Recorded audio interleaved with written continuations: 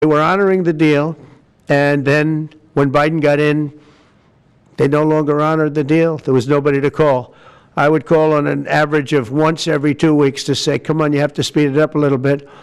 And our farmers were doing great. I said to them, buy more land and bigger tractors, if you remember. That's what happened.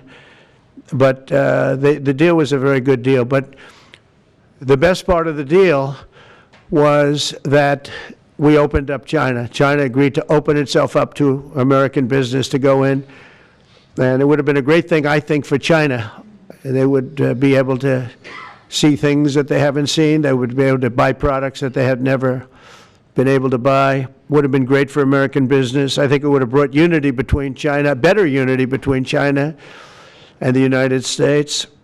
And the bottom line is that they canceled it the last day. We were all set to sign it, and then I went a little bit angry. I got a little angry. I said, they canceled the deal. The deal was done. It was all ready to be signed, and people went over. They came back to me, sir, they don't want to sign the opening up China. Well, the biggest thing that we're discussing is the opening up China, and they've agreed to do that, but it's going to take a while to paper it. You know, that's not the easiest thing to paper.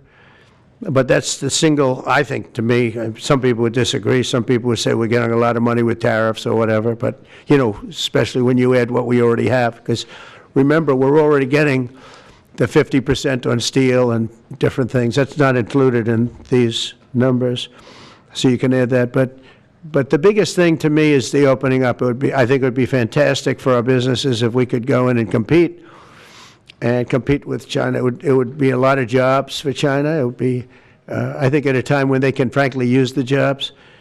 And that's what we're talking about. So that's a very, very important element to add. So when Scott, I watched him speak the other day, and I think he didn't want to say it, but I said, it's okay to say it. Look, if we don't get it, we don't get it. But if we don't get it, it won't be a positive thing.